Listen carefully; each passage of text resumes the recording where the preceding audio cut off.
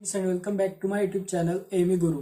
आज हम जानने वाले इंडिया के प्राइम मिनिस्टर मोदी जी के खास प्लेन के बारे में, जो कि बनकर तैयार हो चुका है और कुछ ही दिनों में इंडिया में आने वाला है। अब तक जो मोदी प्लेन यूज करते थे वो एयर इंडिया कंपनी का बोइंग 747-400 यूज करते थे, जिसमें कोई सिक्योरिटी नहीं थी। बट जब भी मोदी की यात्रा होती थी तो मोदी को जब भी ट्रैवल करना पड़ता था तो बोइंग 747 को इंटीरियर को उसके चेंज किया जाता था और तब जाके मोदी उसमें ट्रैवल करते थे। जब इंडिया में वो वापस लैंड कर जाते थे तो उस प्लेन को फिर से कमर्शियल पैसेंजर्स के लिए यूज किया जाता था। लेकिन अब ऐसा नहीं होगा। 2018 में दो प्लेन खरीदे गए हैं, बोइंग 777-300ER एक्सटेंडेड रेंज। ये प्लेन खरीदने के बाद इसको इंडिया से अमेरिका भेज दिया गया है। अमेरिका में इसमें एडवांस टेक्नोलॉजी से इसको लेस किया जाएगा और वो काम हो चुका है।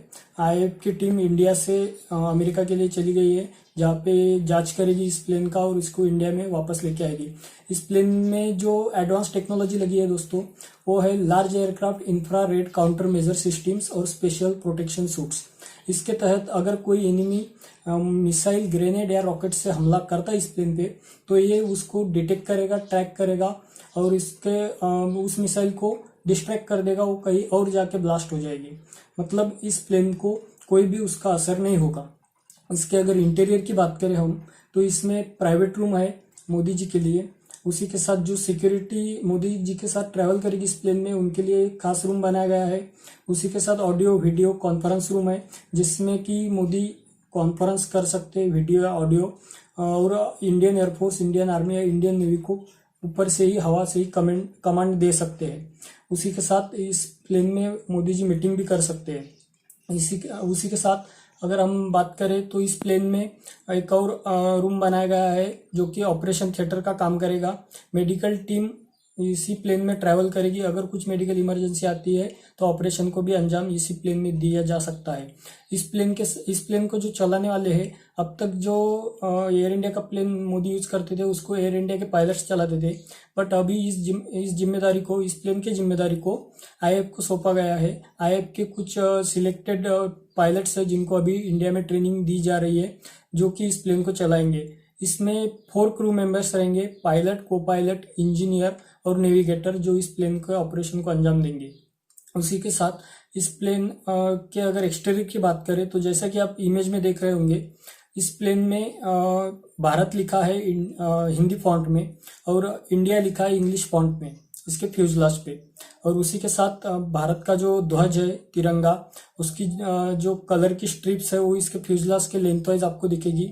और उसी के साथ इसके टेल पे वर्टिकल स्टेबलाइजर पे इंडिया का ध्वज आपको दिखाई देगा। उसी के साथ ये प्लेन मोदी जी के साथ साथ ही हमारे इंडिया के प्रेसिडेंट और वाइस प्रेसिडेंट भी यूज कर सकेंगे इस प्लेन को।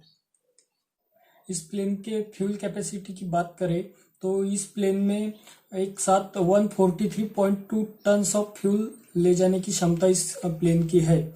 इस प्लेन में 2 इंजन लगे जनरल इलेक्ट्रिक कंपनी के GE90-115B।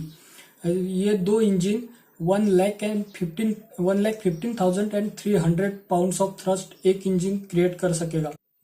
अब तक जो मोदी बोइंग 747 का यूज करते थे वो सिर्फ एक बार फ्यूल भरने के बाद कंटिन्यूसली 10 घंटे तक चल सकता था। बट ये जो बोइंग 777-300 है, ये कंटिन्यूसली एक बार फ्यूल भरने के बाद 17 आवर्स तक फ्लाई कर सकेगा।